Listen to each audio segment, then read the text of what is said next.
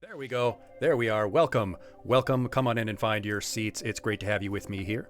My name is Mr. Aegis, and I will be your teacher for the evening with a very special guest that we will introduce in just a second. But I want to thank you all for coming for this very special collaborative lesson. I stream first-time playthroughs, indie, classic, and retro games, and I give health and wellness lessons like this one. So why don't we show what we're going to do here? Yes. Let's introduce our guest, Countess Lita. Thank you so much for joining us, Countess Lita. Thanks. I was waiting for you to get done with your spiel, but I'm so happy to be here. I haven't been a guest star on somebody else's stream in a little while, and it's going to be really fun. It should be, yes. Hey everybody, I'm Lita. I stream indie games as well as sometimes retro, often RPGs. And on my screen here you can see my intro. I'm going to move aside so you can read what I wrote, but it says weird indie games, RPG, and unhinged educational content. I love weird stuff. I love to talk about weird stuff. And when I do educational content, I put my own spin on it. So we've done stuff like this week we looked at old school adventure games and how to code them. And previously we've talked about history. We talked a lot about technology because I am actually a game teacher and a computer science professor. Fantastic. I think you're going to have a lot of great insights for our special lesson today. For those of you who don't know me, like I said, I'm Mr. Aegis. I am a health teacher in the real world. I began in fitness and athletics. I did a master's in kinesiology, which is the science of human movement, but then I switched to health and wellness. Hello to all of the new people. I should also let you know that you see the little button on the bottom of the screen by me. I'm a member of a group called the Knowledge Fellowship, which is a collection of educational streamers, people who do all kinds of subjects from biology to volcanology. There are biologists, there are medical doctors, all kinds of very wonderful professional academic streamers who give all kinds of wonderful lessons on many different topics, so you can check them out as well. Thank you so much for the subscription gummy burgers. Thank you for enrolling in our honor roll. Thank you for supporting the channel. Educational stream team is so cool. What a cool idea. Yes, they're a wonderful collection. I'm hopeful to begin doing some work with them for collaborations and stuff. But today, Thursday, March 6th, 2025, like you see on their announcement board, we've done our introductions. Welcome. We're going to do our breathing practice, then we're going to get to our joint lesson, and then we're going to play some Lethal Company. It's been a little while for me, but I always enjoyed that game, so we're going to see if we can work together. We were looking for a good game to collab that we both owned, and I was like, oh, I'm always down for that one. So even though it doesn't have as much to do with the exercise gaming topic, it should be a good time, I think. It should be, yes. I think it would have been cool to do like a VR game type thing, but God, I can't imagine how complicated that would be to set up. It would be so much more tech check, maybe someday in the future. Maybe so. But some reminders, of course, mind the class rules, which are, be excellent to each other. Use your redeems and emotes at your leisure. You don't need to worry about interrupting me or whatever. I'm used to it. Hit me with whatever you got.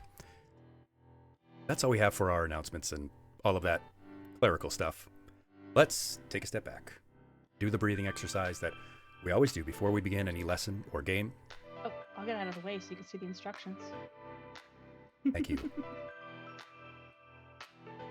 We always do this because I think it's very important. In the modern world, we're all stressed out. We get a lot on our plate. And we breathe very rapid and very shallow. And this leaves us more physically susceptible to stress and anxiety. We breathe 13 to 20 times a minute normally. 20 times a minute is still considered normal. That's about a breath every 3 seconds. We're going to take 3 deep breaths in 1 minute. Just 3 breaths. That's all I ask. Just follow along for 60 seconds. Sit up straight. Make sure you're still nice and comfortable. Unclench yourself. Your jaw, Sit up straight too. Yep, nice and straight. Good posture check. Roll your shoulders back a bit. Maybe roll your head around a bit. Put your feet flat on the floor if you're tall enough. And then I want you to take one hand, or paw, or claw, or talon, or tentacle, or hoof, whatever it is you have on the end of your limbs, and put it over your chest. And then I want you to take the other hand, or paw, or claw, or talon, or tentacle, or hoof, whatever it is that you have on the end of any other limb. Put it over your abdomen, right below that. Because we want to feel our abdomen rise and fall. We want to pull the air down deep, where our lungs have more surface area, and it gives us more time to extract that lovely oxygen, get rid of the carbon dioxide. We're going to breathe in through our nose for 4 seconds. We're going to hold it gently for 7 seconds. We're going to exhale slowly through pursed lips for 8 seconds. That's like the whistling sound position for your lips. So you see the little pink ball going around on the top of the screen there, on the little GIF, because it's GIF, not GIF. The next time it goes around and hits the top, we're going to start. And in the dark green sections where you breathe in, white is where you hold it, light green is where you exhale. So, once it comes around, we'll start. Get ready. Go and breathe in. 4 and hold it.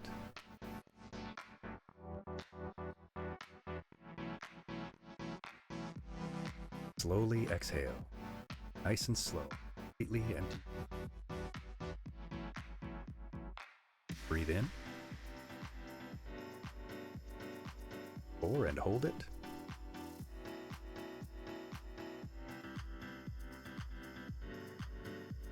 Exhale nice and slow. Too often we leave stale air in our lungs. For time around, breathe in. And hold it.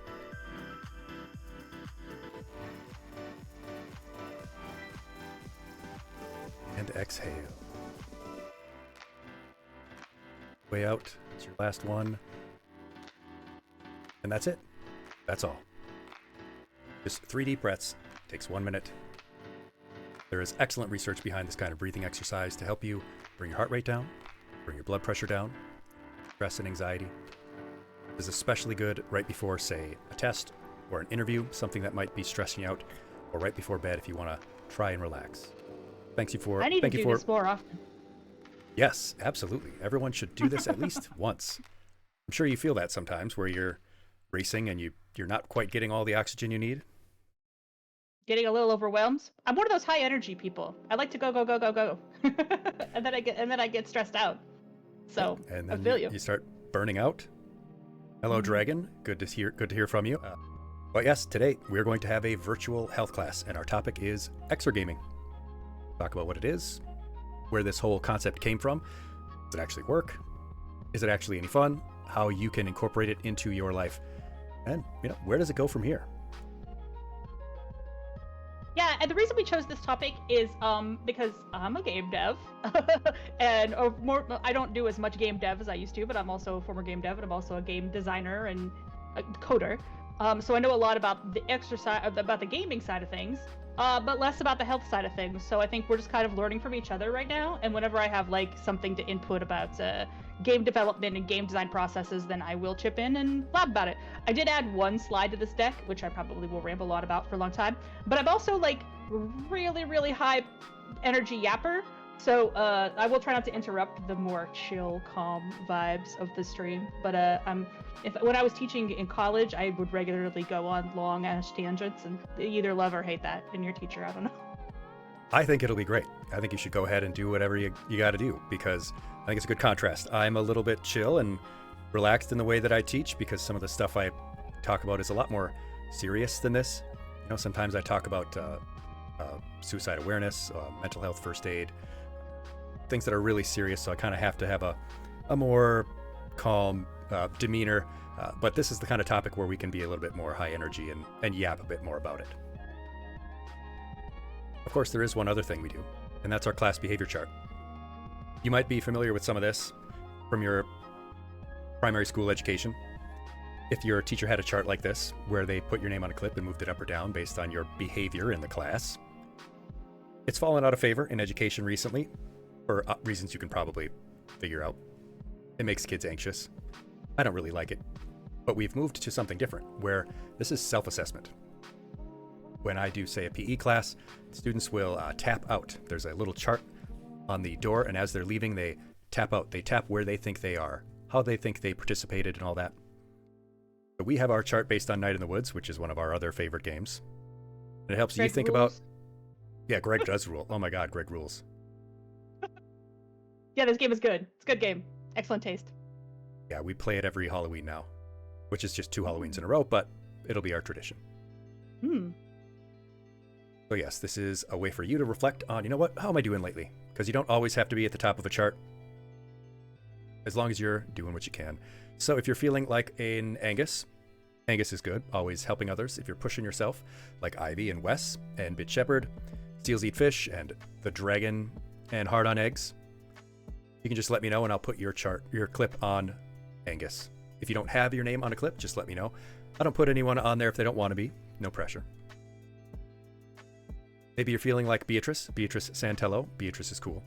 Doing what you need to get done, like Matthew and Copper, Ralsei, Apple Dragon, Jenny, Sad Panda, Anomalisa Keys, Tony, Fractal Fox, Shiko, Average, Sonic, and Rao. Or maybe you are feeling like Greg, who rules, but, you know, maybe you're slacking off a bit lately. You could do better. Maybe you're feeling like Sal and Dark Flare and Punished Bags and Aurora the Princess and Mew Blue. Or maybe you really are feeling like Mae Borowski. You're feeling like a trash mammal. You're feeling like a bad noodle. Like Snow Fox down here in the trash can they wanted me to draw them in. Or myself, not feeling like I'm getting as much done as I should. Or Utopia Tree. But this just reminds me that, you know what? There's only one place to go from here, and that's up. So that's we all have our those little days. Yeah, we do. We all have these days, and I have this chart. This is a physical chart that is in my office right now. So cute. I will get you added if you want to be. I'm feeling pretty cool today. Feeling pretty cool. Everything. I wasn't the most productive ever, but I got my work done. So. Yeah, so you're that maybe a makes me feel Beatrice. alright. Yeah, maybe a Beatrice. She gets done what she's got to get done. I got what I got to get done. Yeah, she doesn't necessarily like it. She's not excited maybe about the work, and that's, I think, where most of us default to. But she gets it done, and we love B. Very cool. Very nice way of demonstrating the different characters. It's fun.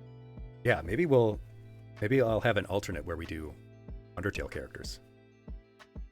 Yeah, I mean, I could think of a lot of ways you could do the Undertale characters. Yeah, maybe we're Goat Mom right at the top. Goat Mom. She works. she's doing her best, the absolute best for everyone at all times. Exactly. Yes. All right. So that's all of the introductory stuff. That's all of our clerical and announcements and all of that good jazz. Let's get into the lesson part. We're here to talk about Exergaming. What is it? What is Exergaming? Well, it's any kind of video gaming where you are using some kind of bodily motion to control the action on the screen. You're using your movement, not just your hands, not just your fingers. You are moving your body rather than just a controller. Specifically, though, we're talking about physical activity being translated on the screen. So, purposeful. It's a body-activated control system in which you are meant to be moving around to get physical activity. Or a conscious use in exercise. For example, like VR games and Nintendo Switch, which have all kinds of games for that purpose. Yeah, I think we have some specific examples later in the slides, but there's lots of different games that I used for this purpose and have used for this purpose. Some games are just body controlled. Some games are body controlled plus they track your heart rate and stuff. So there's a lot of variety in there and what games they're kind of exploring. Yeah, so it's as serious as you want to do it. Dragon suggests Goat Mom, then Papyrus, then Sans, then I don't know, who at the bottom, Floey? Floey, yeah. Oh, and Bit Shepherd mentions the Nintendo Power Pad. Actually, yeah. Let's That's old school. That's old school, and that's let's talk about it. Let's talk about it. You are one street ahead of us. Bit Shepherd is always right on top of it. Mm-hmm. We're going to talk about some of the rocky beginnings of this whole idea, because yes, indeed, there were things like the Sega Activator. Oh my goodness, that's so cringe. Which promised full body gaming. Ooh. Using infrared sensors on a little pad on the bottom of a pad on the floor. It would sense where your body was, and wherever your body passed through the infrared lights. But not very reliable, not very accurate. Anybody remember iToy? That's totally off. That's not off topic, but it's kind of on topic. The iToy. Oh, that was like a PlayStation one. Yeah. This is all the way back in 1993. Many of you may not have been born, but they were they were beginning to experiment with motion control, infrared light, translating it into physical movement. But like I said, it was not very reliable, and it struggled with accuracy. And accuracy is kind of the deal breaker, right? Games require pretty precise movement to control. For sure. And there just weren't enough games that could translate it into their control. How are you going to use motion control to control Sonic? You could do Mortal Kombat because they just used real people for that. That was just like regular martial artists that posed for Mortal Kombat. You could theoretically control. I bet you that's what they tried to use it for, but I bet you it's still like the latency would be too much. 1990s and the 90s. Yeah, I mean, think of where we were in the 90s. It was only, 4 years past games like Super Mario 3. Yeah, it was wow. Just a few years past 8-bit gaming. So it was interesting, and I think it was really cool that they tried, and it does push the industry forward when they try new things. But sometimes it just doesn't work out. Like the Rock and Roller, which many of you probably only know from Angry Video Game Nerd. But I was going to say, I don't think I've ever seen that outside of Angry Video Game Nerd. Right? Because it was such a flop that almost no one ever even saw it. I did see one in person when I was a kid, but it already didn't work by the time I saw it. Wow. Because my friend I don't think who I've had ever seen one of those in person, and I've been to like game dev museums and stuff, and I don't know if I've ever seen one of these. Maybe they have one at MagFest. Maybe, yeah. It was my richer friend whose family always bought the newest stuff. And then, of course, it was broken within the first couple of uses, probably. But you can probably imagine not a very accurate control method either. And trying to move your balance around on the little pad to control things, very limited applications. Pretty rapidly fell off. But then there's what Bit Shepherd mentioned, the power pad. Yeah. Now you're playing with body power, as Nintendo put it. Just a floor Did mat. anybody actually run on that, or did you just get down on your hands and knees and go Yep. on the pad? Pounding it. Because that's what Pounding it. everybody did. Yep. I remember seeing people, I was too young, but I remember seeing people use they were playing the Olympics games for the old NES, and they were just down on the floor tapping left and right to make the character run. Yeah, that's what you had to, that's what you totally did. You did, like running, give me a break. Why would you use your slow legs when you could use your fast hands? Right. Now this did work a lot better than some of the others, because it is like right. pressing a button. Mm-hmm. It's just pressing a button except using your feet instead of your hands. So it was kind of pioneering. It kind of emulated what an actual controller would be like, just using your feet instead of your hands. Still didn't have a lot of applications, but it did, again, advance the industry, helped things move forward. Docbeard, you played one game with that with a friend. You rented it from the Blockbuster, and you did the OG Track and Field. That's what I was thinking of. Thank you. Yeah. Track and That was Field. like the game for this. Nintendo has this long history of these really weird peripherals, and they've always been like this, like as a company, because they're sort of a toy company as well as a game company. They kind of have that merged of the imagination of toys with games. So I mean, that's when you had Rob the robot, you had the power pad, and of course you had the light gun. Empress mentions the Power Glove. Absolutely. Mm-hmm. It's so bad. It was so bad, but you know what? They tried. And sometimes, you try and it doesn't work. It's like Miss Frizzle says, make mistakes, get messy. But yeah, I've seen the chart of the controllers between the different companies as they've evolved. And you can really see the design philosophy between the companies, their differences.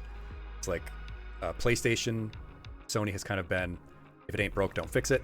Just make the tiniest little tweaks as things go. Xbox, Microsoft was kind of make a few changes here and there. And then Nintendo is just throw stuff at the wall and see what works. The controller difference between they that. were originally a playing card company before they Yes. started making video games. That's right, Dragon. And they do still have that toy company spirit at heart, I think, which is really what's helped them stay innovative and separate themselves, be different. Oh, they are more durable too. Not necessarily the Switch. I've had some issues with that, but The Switch has the Joy-Con drift isn't great, but my Super Nintendo can take a beating. yeah, Mine still works after all these years. Yeah, you could pick up a used GameCube. Probably still gonna work. And I remember it falling off a dresser at one point. It's got a little chip on it, and it still works just fine. Yeah, so some rocky beginnings to this whole idea of motion control and physical activity translated to games, but things did get better in time. Which is stronger, the Nokia or the Game Boy Advance? Got to give the edge to the Nokia, except if it was compared to the original Game Boy. The original Game Boy, yeah, that thing was very durable. That thing was a brick. Yeah, I mean, there's the famous example of the one in the museum because it had been in a bomb blast in Iraq in the original Desert Storm and still worked. I mean, completely melted case. It was just a black, like, it looked like a burnt marshmallow. Still powered on, still worked. Do you have Virtual Boy in these slides? I forget. We talked about it. Chat is asking about Virtual Boy. It is. Oh, okay, my okay. goodness. We'll wait. Oh my goodness, yes, because things did progress. Things did continue to grow and get better. And hello, Bishojo. The Bishojo Kitsune. I used to use Kitsune as my username back when I was a young lad. We have slides. Yes, we do have slides. Very, very prepared. I barely had to do any prep. I helped a little. We did get into things that had more natural applications. We used that power pad idea and translated into right here, DDR. Dance is a much more natural application for a movement-based controller. Trying to kind of shoehorn in movement-based controllers for existing games didn't really work. Kind of had to have games that were purpose-built for movement control, and things like DDR really helped move that forward because, hey, it just worked. And it was a great, fun arcade experience if you could find an arcade that had one and it wasn't busy because all the older kids were hogging it. That's like a fond memory. Yeah. Oh yeah. They were always hogging DDR at the arcade all the time.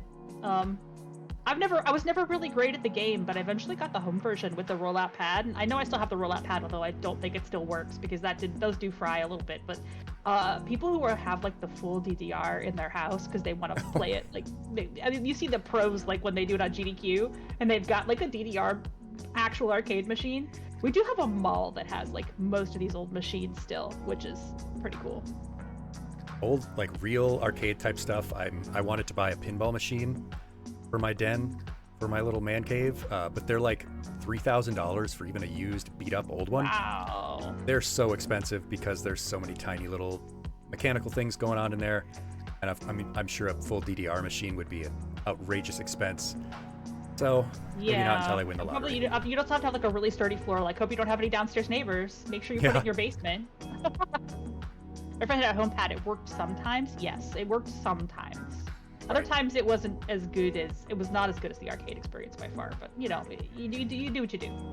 Yeah, as a home like consumer electronic, I mean, it's something you're literally stomping on. So it's probably not gonna be able to take that kind of beating for very long. But we did eventually get to actual motion control, not just stepping on a controller to activate a sensor. Now we're getting into things like the Nintendo Wii, which really changed the game. DDR was 1998. It did take 8 years for us to get to the Wii. But when it came out, that finally turned the corner for movement-based gaming. If you read the description of how it describes how it works, it's the Wii controller incorporates a dual-axis tuning fork gyroscope and a single-axis gyroscope which can determine rotational motion. The information captured by the angular rate sensor can then be used to distinguish true linear motion from the accelerometer readings. So now we're getting into a lot more technical stuff than step on a button and it translates it onto the screen. Yeah, the original Wii was such a phenomenon, and it became so popular because the motion controls were so easy to translate to simple games people understood, like tennis. You know, the fact that there was games that people intuitively understood, it brought a lot of people into video gaming that wouldn't have otherwise bought a game machine because they were just sort of like, well, I know how to play bowling. I'll just play Wii bowling with my family, and maybe they wouldn't buy any other games for the Wii, although there are some people that, of course, use it like a regular game console, which is what I did, but you could have kind of a mix of both, I think. So it was real audience crossover with that particular device. Eventually, they introduced the Wii Motion Plus, which gave you like somewhat better sensor on the actual controller because the controller was good for what it was for, but if you tried to do something with like say Okami with the old Wii controller, you're gonna be tearing your fucking hair out. Sorry for the swears. I'm not one of those teachers that doesn't cuss. I remember having Okami on the Wii and thinking, oh, this will be fun because I can draw on the screen. And then it did not. I tried. I was like, never mind. This is not working for me at all. And Bishojo makes the correct point. Yeah, crazy that it had such a dangerous controller risk, but it was, I think, probably the most popular as a household console. Like It was. a lot of yeah, people it was get a big, like a PlayStation They or have an a Xbox. Wii in nursing homes. Yeah, yeah. I mean, when I've worked with seniors in the past, sometimes they have one in there because it is a household device. An individual might have a PlayStation in their room or play their Xbox on their own, but the Wii was kind of a thing you would have in the living room that everyone could enjoy. These were really the first explicit exercise applications, with peripherals like the Wii Balance Board. Wii Fit. Yep, Wii Fit. The first real step into the world of actual fitness and exercise, because if you can track your movement, you can track exercise. So Nintendo was also kind of into health in general because they also did Brain Age for the DS, which isn't an exercise game, but it was sort of a health application. They were sort of like, yeah, we want you to keep good at math. We want to keep your brain healthy as well. So they kind of had a lot of. I don't think this is Connect Erasure. I think we're gonna have Connect, right? Yes, right? Yes. Good Shepherd.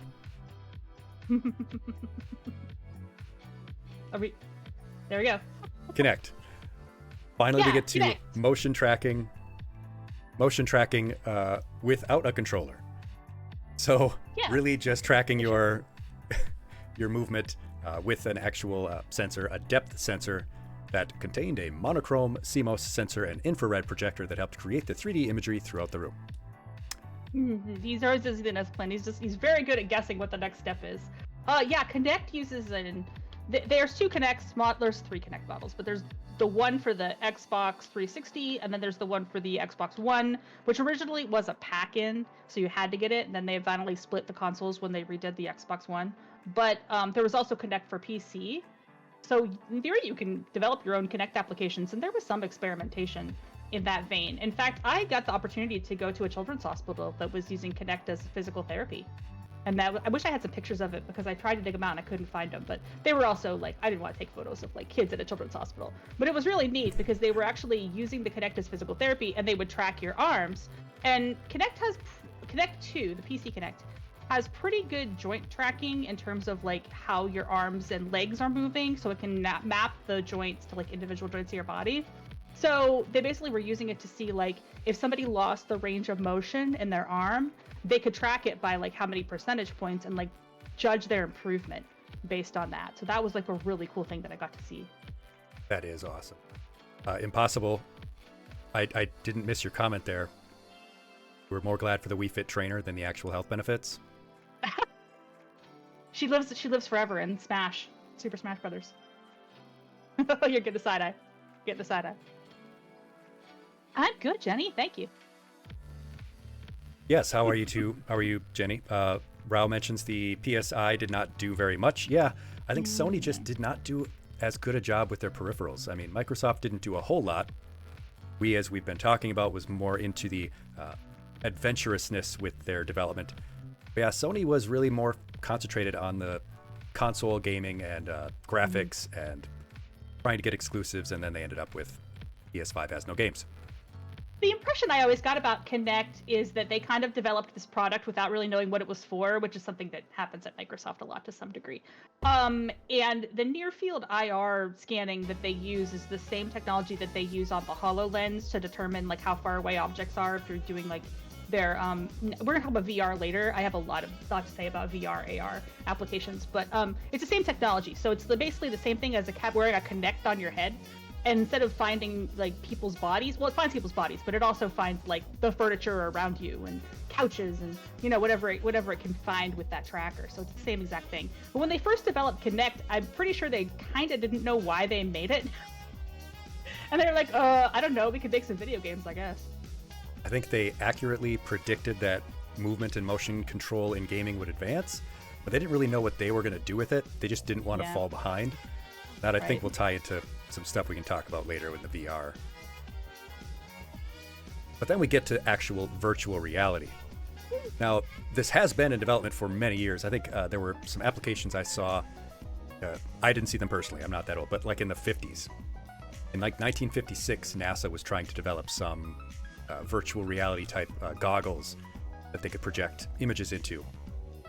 Well, it's been in works for a long time, but they just didn't have the technology. And anything they did have was way too big. You know, that is a good point about Sony trying to do be the everything machine, because it used to be that was the cheapest Blu-ray player on the market.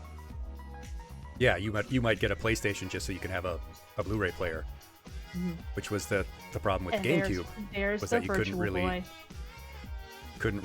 play DVDs at all on the GameCube, which was its really only drawback. It sucked. But yeah, we get to the Virtual Boy. Another foray by Nintendo into trying to push this idea forward, virtual reality. They can't all be winners. Famously did not succeed, but they tried. They did something new. I think it was just an awkward form factor. It was too heavy to strap on your head. I've actually used the Virtual Boy. It was too heavy to strap on your head, but you had to like sit it on a counter and like lean your chin into it. So it was really, you kind of were in a hunched over position to use it, which wasn't great. The alternative method was to lay on your back and just kind of put it on your face, but that's not maybe the most ideal gaming posture. So in terms of health applications, I would say Virtual Boy is bad for you. It's bad for your posture, and you should not use a Virtual Boy. Bad for your eyes too. Not very good for your eyes. And it does feel, like I said, leaning over into it. It's like being at the eye doctor and you put your chin on the That's what it's like. thing. Yeah, it's like leaning over at the eye doctor. That's what it feels like to use it. Because you have to set it on a counter and lean over, because there was no like head strap, and there was no head strap because it was just too darn heavy to wear on your face. Yeah, some stuff like this is even years before the Virtual Boy. Oh my goodness. But what does That this look looks so like? dorky. What does this An kind of iPhone on remind your you of? face? This form factor, right? It looks like a modern VR headset. Just like I don't know, technology from like one of those 80s movies, like Johnny Mnemonic. You've ever seen that? It feels like that kind of cyberpunk type of idea. I love her haptic glove. Yeah, Yeah. right? I mean, this that's looks great. That's so future. sort of retro-futurist. I think that's a slightly different concept, but kind of what I mean. This is NASA punk. Yeah, this is NASA punk. Back in the 80s, NASA was trying to develop this kind of thing. Now, of course, we have actual virtual reality headsets. This is the Oculus original development kit. So this is one of the first people who was being able to play this. Obviously, it doesn't look great, but this is kind of the form factor that has followed ever since then. You look a little dorky with a VR headset. I see a rookie game dev out there. Yeah, I mean, if you have game dev questions, I'm happy to field them like after stream or anytime, or just, we'll do another game dev stream at some point in the future. VR is not super hard to develop for technically. Like, basically you just create a game and then you push the make it VR button. But it is hard to design for the comfort of your user, and like to making sure that people don't get motion sick, people have the right way to move around. Because in a lot of VR games, moving your body and moving your character is not synced up, which can cause nausea in a lot of people. So that's just like one thing to watch out for. So in this example here, this guy's just playing a game in VR and he's got a controller, like normal controller. So it's kind of just like playing a regular game. But there's other VR games where you're like on your feet and you're moving around. Right, wow, that NASA faceplate, it probably was hooked up to a supercomputer just outside of the camera shot. Probably. Bitch, yeah, you might need to mainline some Dramamine before you do one of these, especially those older VR sets that were even less synced up, a lot more latency. Yeah, it's frame rate, it's eye tracking, it's all kinds of stuff that makes it harder. And this doesn't look that great. It looks like a PS2 game in 2012. Yeah, the Oculus began development in 2010, 2011. Didn't see a consumer release till like 2014, something like that. So not even 10 years ago. That's right. It feels like, though, it's been around for a lot longer. Yeah. Nowadays, they look a lot better. Mm-hmm. And dual wield like you're actually holding the guns, and swing a sword like you're actually swinging a sword, and move your hand with a pencil like you're actually moving your hand with a pencil.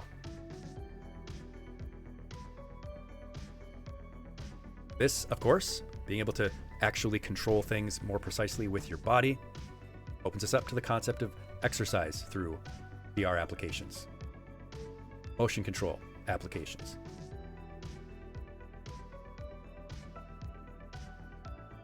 Because there is a crisis of physical activity, at least in the US and in a lot of other countries too. And it's an epidemic. It's a national security issue, I always call it.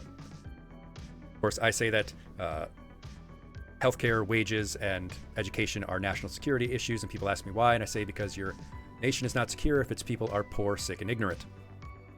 So, we have a crisis of physical activity, especially among younger people.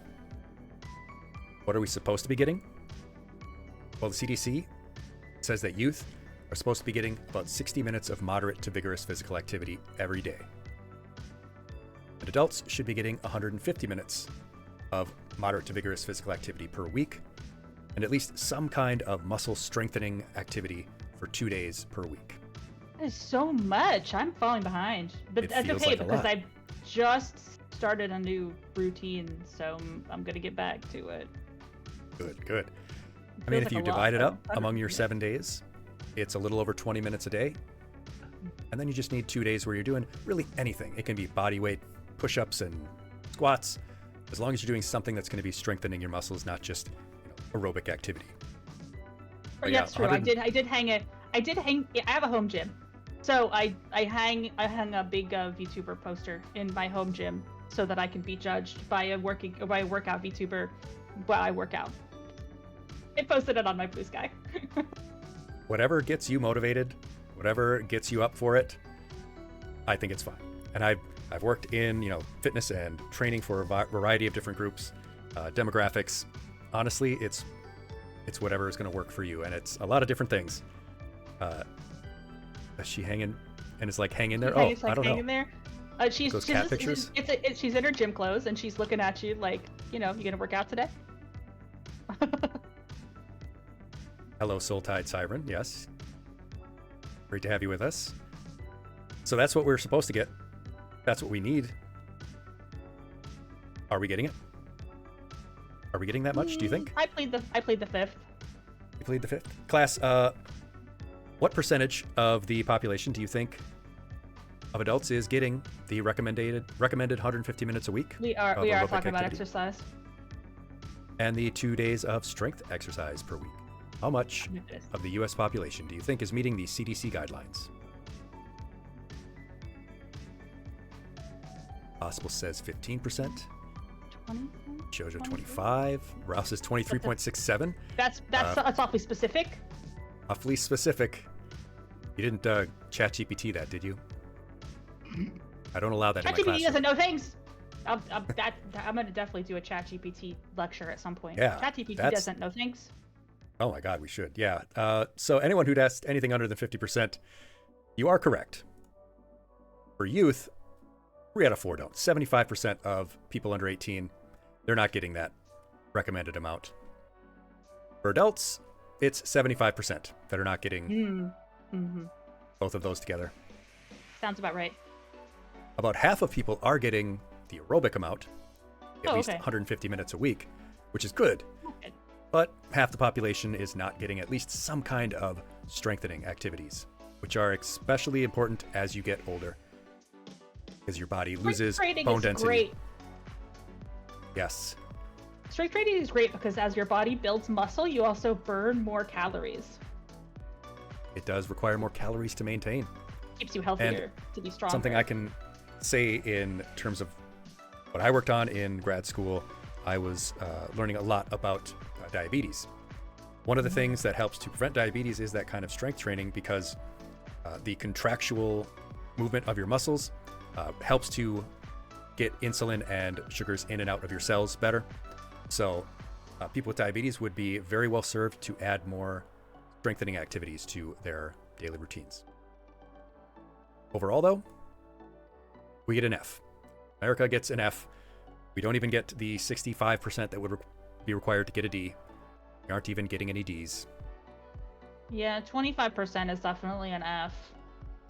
That's a failure in most grading scales. Can't even get D's. Anyway, but why? Why are we failing so hard, class? What do you think the big reasons are that people are failing in getting these recommended amounts? And these are just the recommended amounts. This is sort of a minimum that we should be getting. What's the curve look like? I'm grading on a curve. Well. Thanks for the dodgeballs, right? You got balls up. Yeah, I mean, you can use dodgeball to get your physical activity. That would be good. You know, I bet Olympic athletes ruin the grading curve for all of us. That, you know, we got some people that are working out all the time, right? Yes. They're outliers and they should not be counted. Right. It's like when people say, "Oh, the average income is like 75,000." I'm like, okay, but that. Get Thank love you for bombs. the hearts. Thank you for the hearts. But yeah, I mean, there's people making like $1 billion a year, and I could say, you know, me and Bill Gates, between the two of us, oh God, we average $1 billion in income a year. But yeah, there are people throwing off the average. So, class, what do you think some of the reasons are for youth and adults? And what the differences might be?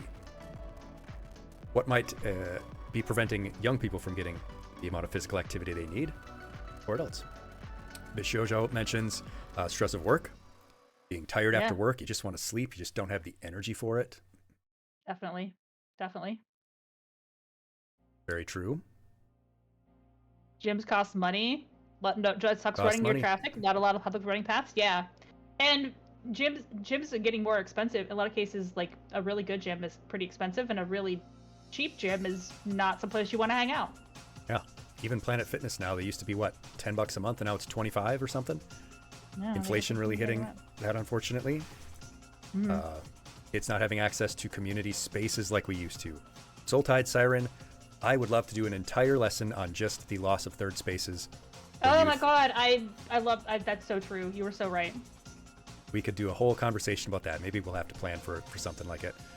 YMCA's, community centers, they're losing funding, stuff like I'll that. Definitely tune in for that, because that's definitely a real issue that we're all facing. We spend a lot of time hanging out together online, but it used to be that there was a lot more places you could hang out together in person. Without spending money. Can't even go to the mall anymore. They'll kick you out. I saw kids hanging out in the grocery store this week. Yeah, where else are you going to go? I see. Yeah. I started writing a presentation I want to maybe give at a educational conference about this kind of topic, and I always hear boomers say, like, back in my day, we used to play outside, and I'm like, well, what outside? The Walmart parking lot? That's where you want the kids to go play? Oh, we used to climb trees. You cut down all the damn trees. Yeah. Stupid boomers. Anyway, general isolation, Bitch Shepherd mentions. Yes, very true. Gyms were also troubled during the pandemic. Yes, a lot of them went out of business. That's unfortunately when I had to quit my gym, because, you know, didn't want to get sick going to the gym. Yeah, everything is now trespassing. The malls sometimes even have those mosquito devices, if you've heard of those. Anybody familiar with that? The ones, It's kind of that thing that makes the high-pitched noise? Yeah, that is one of the most dystopian things I can think of. There's a little device that they will put towards the entrance of a business, and it emits a high-frequency noise that adults can't hear and is just out of the hearing range of youth, but it causes nausea, it causes distress, it makes you get heart palpitations, it drives people away. They will actually put these devices in front of public spaces that they don't want young people to be in. Yeah. It is very disgusting and disturbing, and it contributes to this huge problem for youth. There are fewer opportunities. You all got it right. Good job, class. Urbanization, lack of safety controls, parks are disappearing. There's reduced physical activity and reduced physical education, which is obviously near and dear to my heart as someone who is a PE and health teacher. The lack of access to sports, reduced access now to girls' sports, which is a big problem as girls are not getting that kind of opportunity. Rise of technology, which can be helpful in some ways and harmful in others. The amount of screen time that kids are getting. Social norms have changed. It's just the culture has changed. Physical activity is just not as important to people anymore. It is more important that you are constantly on your screen and constantly connected in that way, rather than hanging out in person. Even if it's not physical activity, just in-person hangouts. Yeah, man. What if I miss a text while I'm doing my mile run? Can't have that. FOMO. Gotta have a smartwatch. Yeah, the FOMO. Yeah. And as we're talking about stress and time, I am firmly in the camp that school should be shorter. There are people who want school to be longer. I think it should be shorter. I do not think that we should be having kids get up at 6:30 in the morning to be at school for 7:30, be there till 3:30, very early. not get home until 4. And now that's, math was not my strong suit. How much is that? 9 to 5 would be, it's like 10 hours out of their day already. Yeah, it's like most of your day. Then we have to, thanks so much for enrolling, Doc Beard. It's great to have you as a member of our learning community. Where I fought back Cyberpunk by just having now taken a shower. Okay, when you take a shower in real life, do you stick your hands up against the wall and brace? Because in Cyberpunk, that's what you do. And such an awkward shower. Nobody does that. What? Yes. I think that's 10 hours out of your day already. And then it's another hour where, you've got to eat. Maybe there's an hour or so of chores you got to do. Then we want them to do another hour or 2 of homework. They've got to sleep at some point. School isn't over when you leave school. No. You have an hour or 2 of homework to do after dinner. So we really expect kids to take 20 hours out of their day to do all this stuff, and then they don't have time for natural play. They don't have the energy to go outside and do physical activity, to socialize in person. Of course, they're just going to sit down in front of a screen if they can. And you know what? Hey, I got a question for you. How do you feel about the presidential physical fitness challenge? Because I always hated that as a kid, but I know that I don't think they do it anymore, so now I kind of have mixed feelings. Like it's a nostalgia thing almost. They were not doing it anymore. They're trying to bring it back. It's just too one size fits all. And it does not. Yeah, for sure. It does not accommodate students. It's, a specific set series of challenges they want you to do, rather than what we try to do now in PE, which is things like challenge by choice. And the concept that my professors always talked about was slanty rope, which is basically like if you were telling kids to jump from one line to another, or we'll practice our jumping and develop that basic motor skill. You wouldn't want everyone to have to jump from the same line to the other.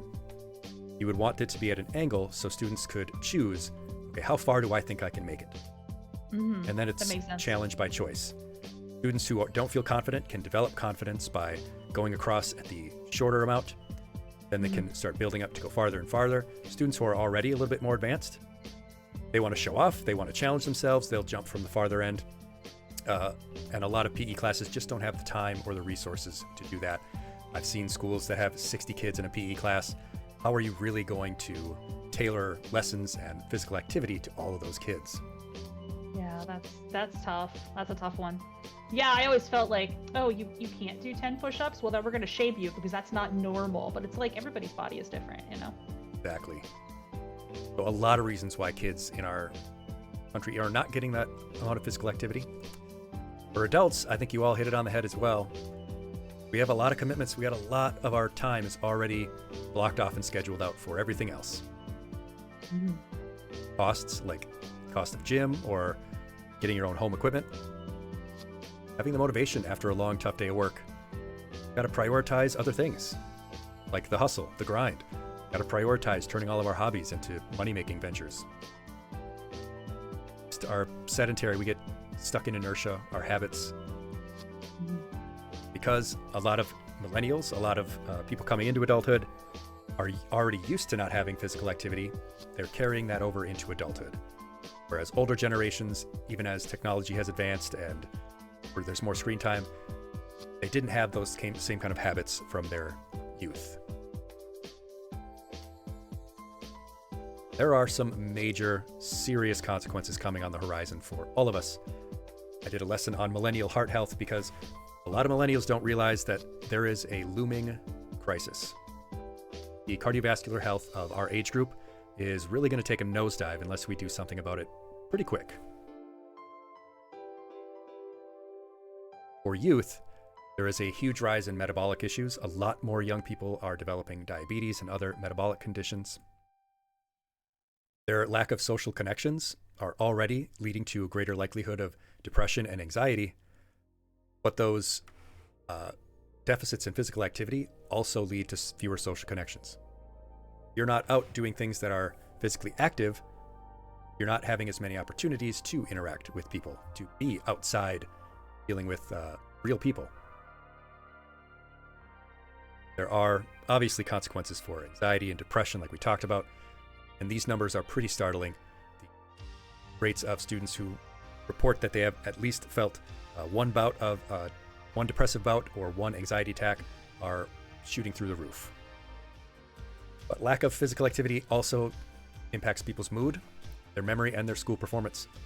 It is actually pretty well established now with a lot of research that students who get more physical education, students who have PE class, perform better in every other subject.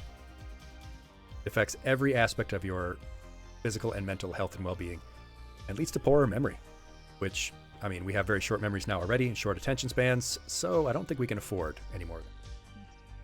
Too hard to put on a standardized test. Yeah. How do you assess that? Grumble, grumble, grumble. Yeah. I mean, they ask assessment. art for the same reason, you know? Yeah. And art's important too. And art, incidentally, also improves people's memory, their visual spatial skills, their problem solving, and music does too. They cut music from schools. Music is really important. Music is math, music is pattern recognition, and all three of those subjects, interestingly, they get lumped together as the specials. You know, all the math teachers go to their meetings during teacher development hours. All the science teachers go to one, and then they lump all the PE, health, music, and art teachers together because they don't know what to do with us. Even though ours are the classes that enrich students. I've never taught at the kid level before, so I didn't know that. Doc Beard, you mentioned something very important. The war on the humanities for 50 years, we are seeing the consequences. This is really the fundamental dissonance in the U.S. education system. Are our schools for enriching people and making them more educated, or are they explicitly for the purpose of churning out more workers? Yeah. It's definitely going to be an even bigger problem in the near future as well. Yep. Because I don't think they even know what the purpose of school is anymore. No, they don't. And as the money dries up, it's only going to get worse. All right, so talked about the consequences for the youth in not getting physical activity. Consequences for adults, cardiovascular disease. Hey, we're talking about that right here. Cognitive decline. Talked about that too. Lower energy. Ironically enough, if you don't use your energy to get physical activity, you'll have lower energy afterwards. Yeah, it seems paradoxical, but it is true. Yep. And you have reduced stress resilience, which, you know, our stress levels are through the roof. We live in a very fast-paced, competitive world. Not having the ability to resist that stress, yeah. And as we've also talked about a little bit, all-cause mortality. The risk of early death. But hey, then Exergaming shows up. We're experiencing all of these simultaneous health consequences. They're all sort of coming together at once due to the rise of technology, a lot more screen time, less third spaces, less social connections, less impetus to do physical activity, a lot of stress, a lot of stuff going on in the world that we're worried about. It's all coming to a head at once. But at the same time, this idea of Exergaming is coming around. Mm-hmm. So, can it help? Yes, it can. How much? Well, let's talk about one example. Let's talk about Wii Fit. Wii Fit, at this moment right now, is the third highest selling game not to be bundled with a console. So as a standalone game, not something that you have to buy with the console, the third highest selling game in history between Wii Fit and Wii Fit Plus. That's crazy. Now I want to know what the first and second are. I had it written down and I forgot to put it in the notes for this. That's okay. I'm gonna look it up later, but I'm curious. Yeah. It's the 15th highest overall. That equates to 43 million units. 43 million units. And it has an 81+% as far as reviewer ratings go. Minecraft, but that doesn't count. Yeah, Minecraft doesn't really count. Minecraft is Minecraft. Yes, Wii Fit and Wii Fit Plus, enormously popular. 81% rating, so it's very well liked. Reagan is currently playing Minecraft. Yeah, Minecraft obviously counts as a high-selling video game, but I don't think of it as a console game, I guess. Yeah. I think of it as just a PC game. Yeah, and that the 15th overall includes like PC games, arcade games, all kinds of stuff like. That's cool. But yeah, I didn't even start playing Minecraft until I started streaming because people were like, "Oh, you should play Minecraft." Now I love it. I think it's great for kids. Honestly, I know people say, "Oh, they're playing it too much," but honestly, it's great for kids. Creativity. Wii Sports is better. Yeah, Wii Sports was the pack-in though. Yeah. So it actually sold better than Wii Fit because it was packed with the console. Yeah, you had to get Wii Sports because it came with your console. It came with your Wii. It came with your Wii. So Wii Fit was very highly rated because it was easy to use. As Countess Lita mentioned earlier, it was a natural application. People knew how to use it because they know how to swing a racket. They know how to do basic exercise movements. It was less daunting. And you could do it in a very comfortable setting, like your house. It had a lot of accessibility, is what we're saying. There was a lot of variety, too. You could do a lot of different movements with it. Whereas its successor, Ring Fit, I do use that periodically now, so that's always good. Yes. That added a lot of different exercises you could do. Some of the criticisms, though, have been that it doesn't quite get you up to intense enough physical activity, and you need more time because you have to navigate menus, you're switching between the different activities, there are interruptions in between that activity. And it didn't quite have that Nintendo charm, that signature Nintendo feel of a game. It wasn't quite as gamified as traditional video games. So it worked, it was very well liked, you could get physical activity with it, you still can. Other examples, though, like Just Dance. Just Dance also has over 80+ million. I use this one a lot. This is one I played a lot on the Kinect, the Just Dance, because it has an aerobics mode where it does all that stuff, like it tracks your reps and it's like, okay, we're gonna do aerobics for 30 minutes, and then it just picks songs for you like in your current, and then it has like a cool down song and everything. It was really good.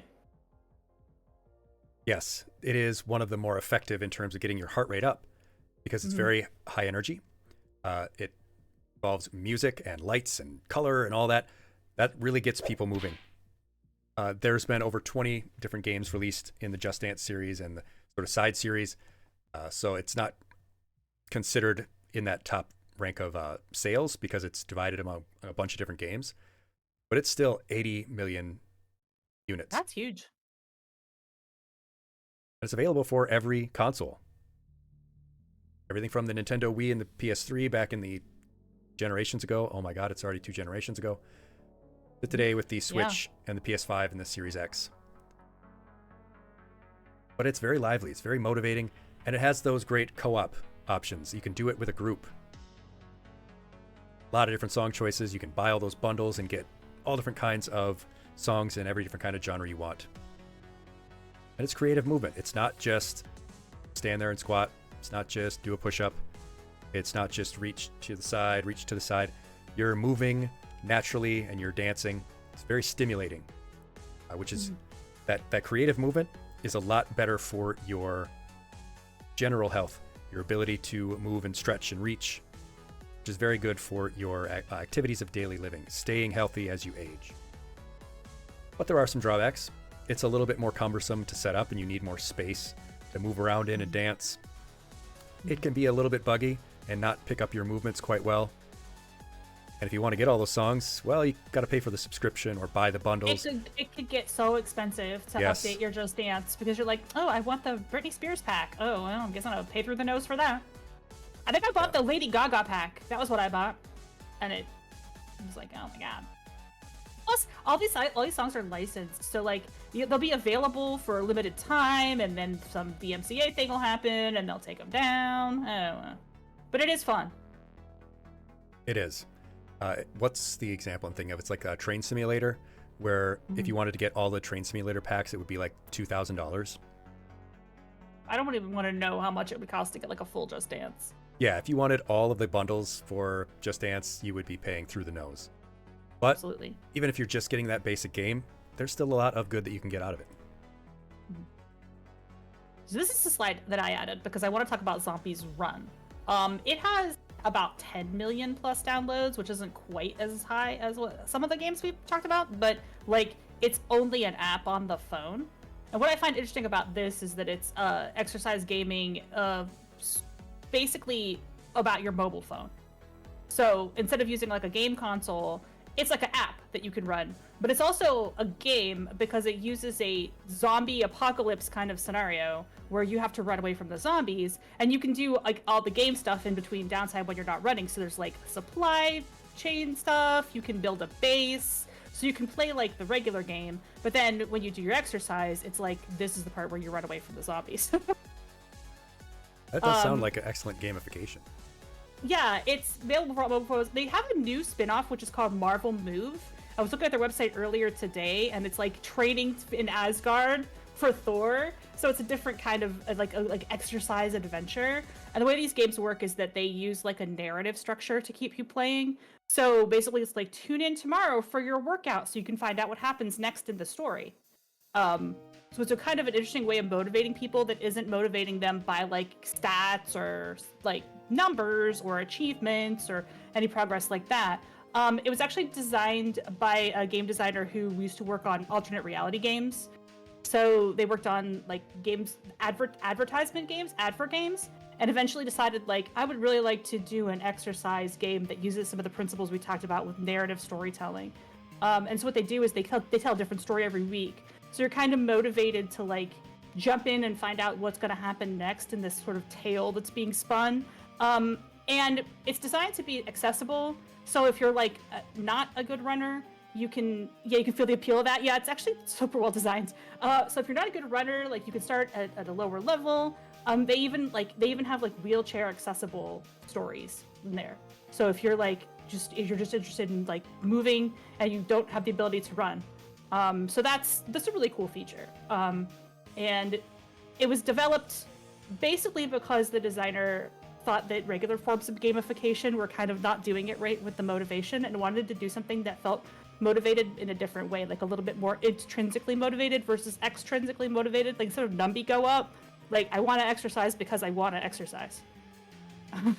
Yeah, Yes. Plus you already have a smartphone, so that's a bonus too. Yeah, I'm so glad that this is one that got brought up, because a lot of people don't have those peripherals, those VR headsets, or they don't have one of the consoles that have motion type gaming. But almost everyone has a smartphone and could download an app. And I think this is a really interesting way to go about it, especially if you start doing IP tie-ins like Marvel. You can definitely see this bringing in younger people. You can, because of all those accessibility modes, it sounds like it'd be really good options for older people as well, people with disabilities. And that story-based gamification, I always look at story as the best way for motivation, whether it's for math problems or for physical activity, because that's how Humans we learn. are storytellers at heart. That's how Yes. Exactly. That's how we put together our entire worldview is through stories. So when Yes. you hear a story about, whether it's running for zombies or training to be a superhero or something like that, it kind of motivates you in a different way, in a way that's more primal to how we think than the numbers going up and stuff. Yep, that is how our memory works. The stories we tell ourselves become our memories, for the most part, and that's how we learn. That's why sleep is so important. That's our brain processing that into long-term memory, interpreting the stories. Now, the reason I never got deeply into this app is that I'm not much of a runner, and it is ultimately an app to encourage you to run. And there's like other types of, aerobic motion that maybe other people are more suited to. But it's also, if you do happen to miss a week, you might keep up. But when I mean keeping up with updates, The phones will often update, so it's got to be updated for like newer phones, and this can carry forth. Like they recently had to change some of the design of how they do music in there because of Google's changes. So little things like that. It is a subscription-based model, so there's also that. It's not like super expensive, but yeah, and that technological aspect of having to keep everything updated and everything like compatible. I mean, we were setting up this collab, and we were trying to open up a stream together.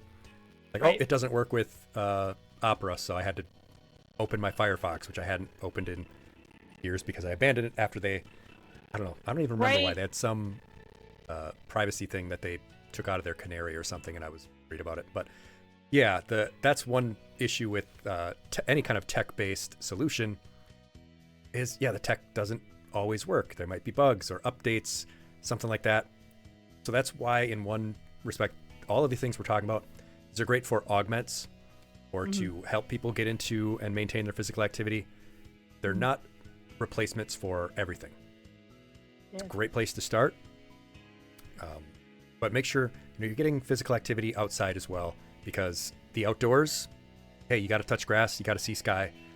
It's a major part of your health and wellness as well. But there's still one more thing to talk about. We talked about some console-based examples. And we're going to talk about some VR stuff. It's more immersive, is what we're saying. You can do sports. Yeah, you could do Wii Sports, but you can also do Wii Sports by just sitting down and swinging your hand back and forth, or doing the little flick motion that I would sometimes do with the bowling. You don't necessarily have to be moving. If you're in a VR environment, though, put your whole arm into it. Yeah, that's true. You can do things in VR that are stuff like you would do in a game. You could play a boxing game, or you could be in VR and really feel like you're boxing. A lot of nerds, they don't necessarily like to play sports, but if you give them a VR headset, they might actually enjoy that. Less fear of judgment. You already look like a dork. You're already wearing a VR headset on your head. Yeah.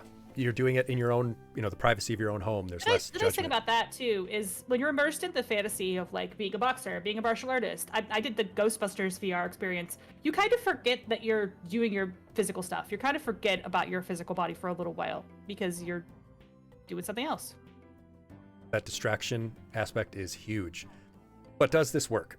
Does VR gaming, does Exergaming, does it give you enough? Does it work? It's fun. People like it. There are a lot of great VR and console-based Exer games that you can do. There are also some stinkers in there that aren't very good. But does this work? Yes, it does. And it works in all of these different areas. Number one is energy expenditure, which is, are you exerting more energy than you would otherwise? Are you burning more calories? Wu et al. In 2023 found that in a comparison of Just Dance versus a traditional aerobic dance class, both of them had a similar energy expenditure. But the people who did the Just Dance rated higher in their enjoyment of it. Was that perhaps because it was more of a game-based activity? It felt more like a game rather than a dance class, an exercise class? Don't really know why, but they rated it higher. They enjoyed the Just Dance more than the traditional exercise routine.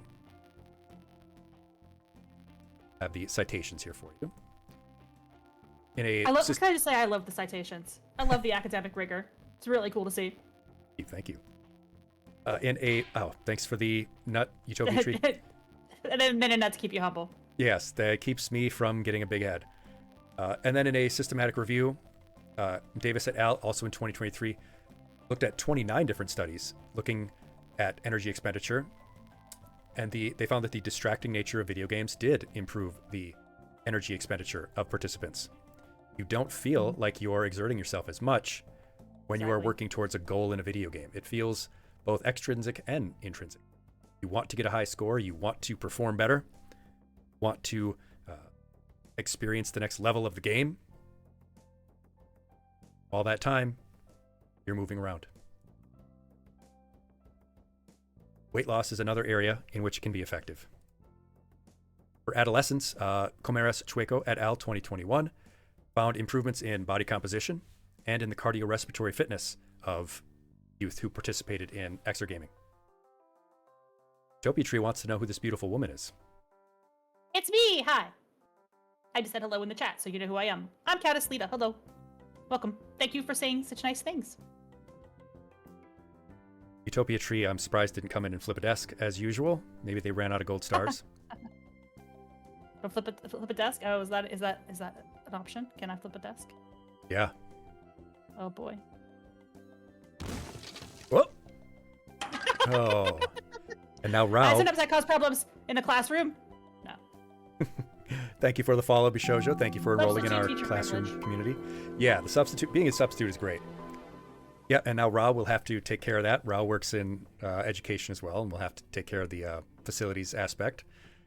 Clean up the broken desks. Sorry, pal. For adults, it also can work for weight loss. Trout and Zamora, 2008, found that DDR was associated with a 1.2% change in body fat. Doesn't sound like much, but Damn, a 1% change. No, that's actually good. Good. And that was without Yeah. any change in their diet. The participants just added DDR to their movement routines, improved their body composition by 1.2%. That's awesome. Well, I'm convinced. Mental health is also an area in which it can help, and that is a big issue for us. A single bout, though, was found to be enough to increase your mood. Just 10 minutes of a VR exercise gaming improved the mood of participants. Especially for older adults, studies found that VR games can decrease depressive symptoms in older adults that have been studied. Now, one thing I do want to note, though, for VR is that longer bouts of VR can drain people because there's the extra mental load, the cognitive load of absorbing and processing all of this stuff that's being beamed into your eyes. Plus, So you got to you- weight on your face and sometimes on your back. Yes. So you do want to keep those to shorter bouts. I tend to get nauseous if I'm wearing my headset for too long, so definitely something to keep in mind. Great for a mood boost to jump into a VR session, move around, jump into VR chat, do one of those great fitness routines that people do there. But make sure that get into you're VR keeping chat. track. I have never done it, but I don't have a 3D model. The couple times I got into VR chat, and it was like, oh, you have to have a certain reputation before you can add your own model, and I was already like, I'm out. I need to be me in VR chat. I'm gonna have to lurk in VR chat for like a couple days until I can get a model. Yeah, I bought the Steam VR set, and it was like, oh, this is the best one, and I'm gonna enjoy this so much. And then it just sort of sits on the shelf now, mostly because I just don't have time. But it is. Yeah, It it is takes a pretty little cool. bit. It takes a little bit of space too. I'd have to be careful about how to utilize my office if I were to do VR. I think I have enough space in my office, but I'd have to like make sure I don't step on anything. Yeah, I don't want to step on my ferrets. But yes, virtual reality exergames do improve older adults' cognition and depression. So both their mental acuity and their mood can be improved. In terms of cognition, a randomized controlled trial meta-analysis, 17 different studies found improvements in inhibitory control, which is a person's ability to manage their impulses, cognitive flexibility, so your ability to respond to changing situations, of course, visual spatial skills, being able to understand things happening around you, processing speed, reaction times, and improved attention, which may be very important for, say, people who have issues with attention, like ADHD, like myself, people with autism. So this can also be beneficial for your cognition. Speaking of people with ADHD, randomized controlled trial that was studied for exergaming versus a traditional biking routine, so stationary bike.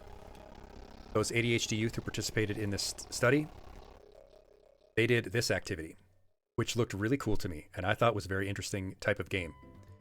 It is a pad with these cushions that detect your movement.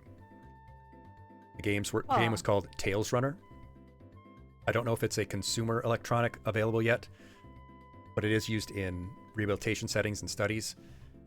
But the youth who participated in the Tails runner versus the traditional stationary bike, again, similar results, similar energy expenditure, but the students or the youth who participated in the Tails runner had more improvement in their attention afterwards.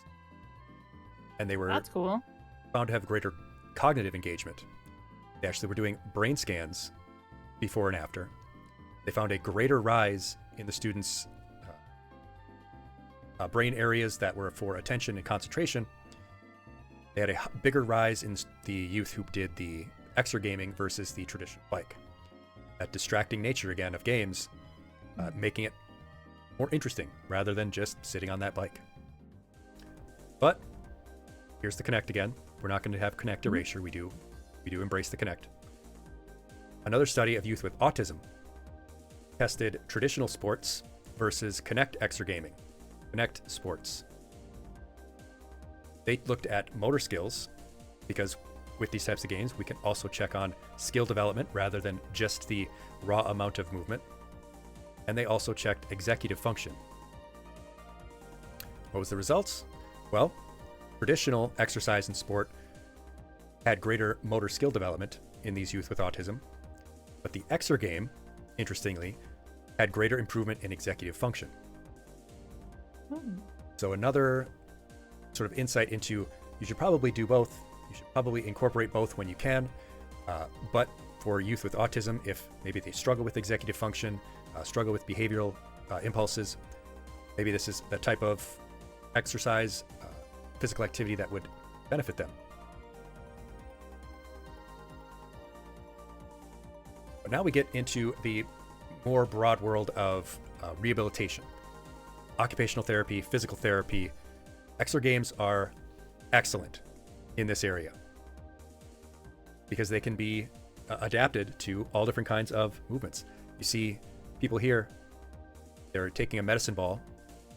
See, this person has a brace on their ankle. Maybe they've had an ankle injury. They're being able to work on their ankle flexibility, their ankle strength, moving side to side, taking that medicine ball, hitting the different numbers in accordance with things that are happening on the screen. Older adults here are playing a cognitive game, stepping on colored lights. A person in a wheelchair here who's able to still get physical activity with the upper body and experience an immersive game. This is an interesting type of device where you are moving the balls to different areas. I think this one actually uses sound.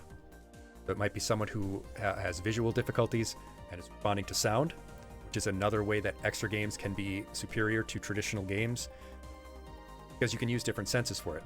You could use haptic feedback if a person needs to have touch sensation. You can use sound for people who have visual disabilities. All different kinds of things you can do.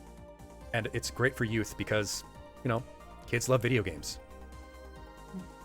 As far as the Kinect, like working or not working, it's actually possible to get better performance out of the Kinect if you know what you're doing with it as a coder.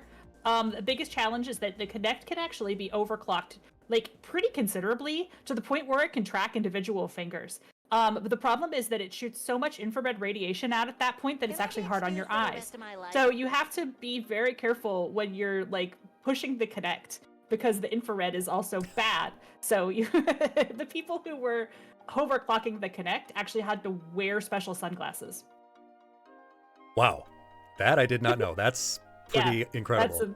That's some crazy dev knowledge for you. So the Kinect actually works extremely well. But you have to do stuff to the software to push the hardware to do like they have pushed the hardware like much harder. Wow, that's kind of scary, but cool. It's scary, yeah. But the one that you have at home doesn't do that. The one that you have at home won't operate that way. You have to have like one that they like have in the lab where they're wearing sunglasses. There's actually a video of this where somebody has like a high-end Kinect and they're like pushing it to the limit, and their individual body tracking is like insanely detailed. But not with AI. No, is it like working with AI? Different subject. This actually wasn't AI. It was just directly tracking the body with infrared. But the infrared is powerful enough that it harms your eyes. But that's not the only type of application. Because of that kind of tracking improvement and hand tracking, These are also applications that are being used for skills development, not just physical activity. You can also practice skills. A lot of sports psychologists are beginning to use VR and immersion therapy for helping a basketball player out of a bad shooting slump, or a baseball player out of the yips. Golfers are using it as well, but also for skills training. If you have limited space, you can do skills training in a smaller area. I was actually able to use the Army's VR training when I was in the military, their Arma 3 game that they actually play, where you are hooked up to all of this haptic stuff. You have an air compressor connected to the gun that gives you the actual feedback of firing a weapon. You're on a pad that tracks your sort of steps. So you can practice a lot of skills and working with other people, teamwork, cooperation. So these advances are pretty interesting for both physical activity and for skills. Does that pad move when you walk, or do you have to walk in place? It's it like slides. Your feet slide on it. Ooh, that's crazy. However, this is from a class that I was teaching. Cool. Physical education classes, gym classes, and also make use of Exergaming and VR gaming. We put a VR headset out, and people were lining up to play the VR boxing.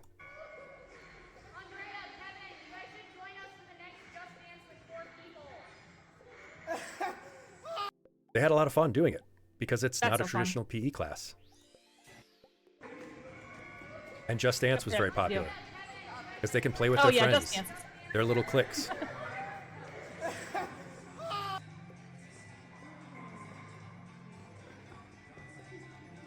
And it gets people of all different skill levels, all different ability levels, doing something, playing some kind of physical game. I like Just how that Dance- showcases the difference of like a high impact versus low impact aerobics class.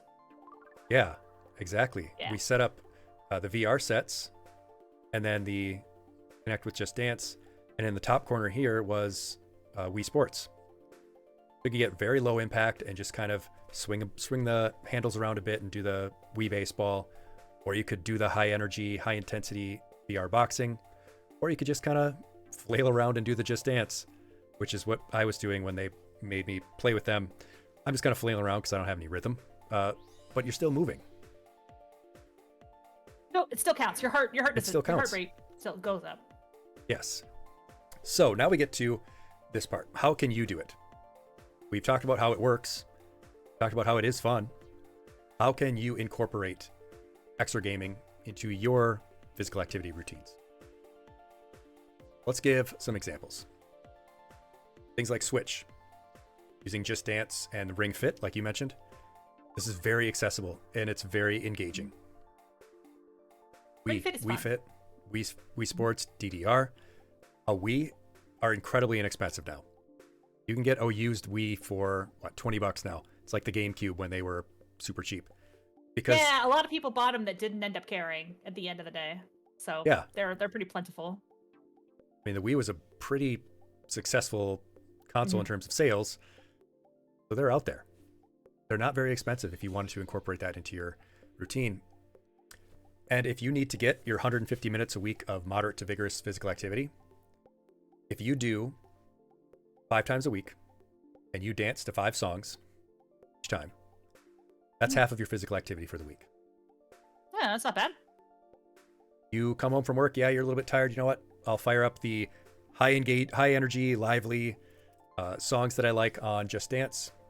Just make yourself get up and move around to those songs. 5 songs. You listen to 5 songs on the way to work or on the way to school. You do that 5 times a week, that's 75 minutes of physical activity a week. That's already half of what you need. And then, maybe you walk to class or you park a little bit farther away from the door at work, get some more steps in. You can much more easily reach your required amount of activity just by adding some gaming. Or if you do have a VR set, Beat Saber is awesome. Beat Saber. We love Beat Saber. There's also one I want to mention called Power Beats, which is much more explicitly geared towards physical activity, where you do movements based on the beat. It plays songs and you take actions based on the beats that are happening, matches up with what's going on the screen. That has also been shown to be very effective for getting physical activity and is pretty highly rated by people who have tried it. I don't know a lot of people who have heard of it, but from the people that I do, it seems to be pretty good. Yeah, that one's new to me. It looks pretty cool though. The really only problem that I've seen with some of the VR games is that they do need subscriptions, and they do, while they have extra features, if you don't use them, then you do kind of feel guilty, right? I'm paying for this and I'm not using it. Kind of like a gym membership. A lot of people will pay for their gym membership, and then at the end of the month, they're like, $30. I didn't use it at all. And then they cancel. Yeah. We want to avoid making people feel guilty. So if nothing else, go on eBay, go on Craigslist, find a used Wii. You'll probably have Wii Sports with it, or Wii Fit. And then fire up DDR. Do 5 songs. Even if you suck at dancing, who cares? Nobody's watching you. So yeah, nobody's watching. Dance like I mean, your nobody's FBI watching. agent's probably watching you, but The FBI agent that lives inside the Wii. Nah, the Wii is before all that crazy connectivity. You're fine. You're safe with the Wii. you're fine. Just turn your cell phone off because they are listening. Turn off all your digital assistants. Yes. I can't say her name. She's in my office. She'll hear me. She'll think I'm talking to her. Yes, and we mentioned earlier, this isn't something that's going to replace all of your physical activity, but it is a great entryway. If you are currently sedentary, it's a great guilt-free, judgment-free way to add a little bit more movement into your life. You're already active, fantastic. You can add this and get even more, and maybe help other people. So a lot of these games, a lot of these movement games are co-op or group. You can do them multiplayer. Drag your friends. And I don't mean drag them on Twitter. I mean drag them into the gaming. Invite them to play a multiplayer game that requires movement. Guilt trip them. I'm fine with guilt tripping people Hi, FBI. for good things.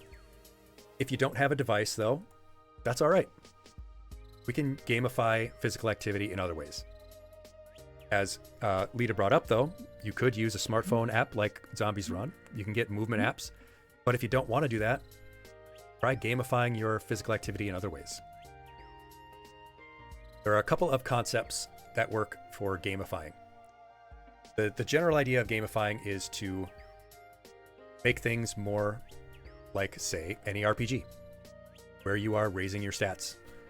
But you want to make sure that if you are making a physical activity plan and you want to incorporate gamifying aspects, make sure that your goals are very clear. That's why I love strength training, by the way, because you can write down a number and then you can have the number go up, and it's like very easy to measure. You're like, hey, I lifted 5 pounds more this week than I lifted last week. Yes, exactly. It's very easy to see. It's very clear. It's unambiguous. Write out those clear goals for yourself. I want to do this. And my class knows what SMART stands for, right? I know my class knows what SMART stands for. Always important to have your goals be smart. Hey, people who are coming from my stream, you guys know what a SMART goal is, right? We're all grown-ups here. Make sure that you are being very specific with what you want. Make sure you can measure it in some way. That's M. Yeah. Make sure that it is something you can actually attain. It is achievable. That it's something realistic. I mean, if you want to climb Mount Everest by the end of the month, that's cool. Probably not going to happen. Don't climb Mount Everest. It's dangerous. Or just You'll don't. die. Yeah. Yeah. It's just a tourist trap anyway. It is filled with the bodies of people who thought that they were very alpha, high energy people. But make sure that it's work also your way up to it. Be sure you train if you're going to try to climb mountains. climb other mountains first. Maybe climb a hill first. Yeah. But make sure that it's also time bound. I mean, this is that direction, but people seriously do that. People have no mountain climbing experience, and they're like, "Oh, I just want to see the top of Everest." And it's like, bro.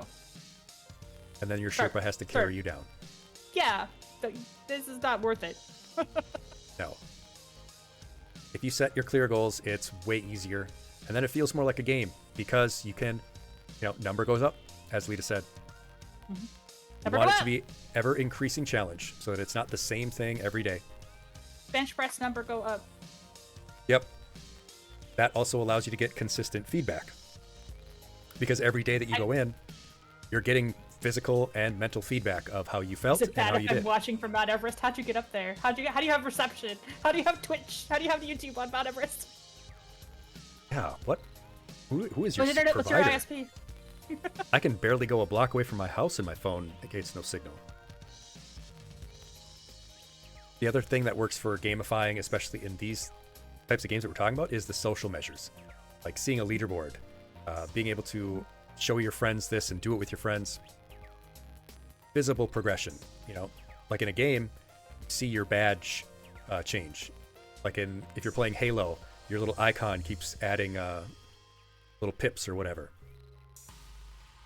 Make sure that your tasks are varied so that they're not the same thing all the time. Give yourself a lot of positive reinforcement.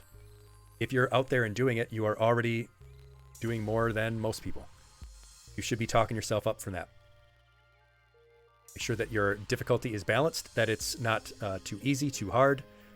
We know games that are too hard, we know games that are too easy. And try to involve community, that is, your friends. Drag your friends into your gamified physical activity. Tell them, hey, just give me a spot. And then tell them, hey, you try it. Nice to have an accountability buddy. Accountability buddies, yes. You can write this out for yourself if you make a workout plan. Write it out like a video game. You know, you're starting out at level 1.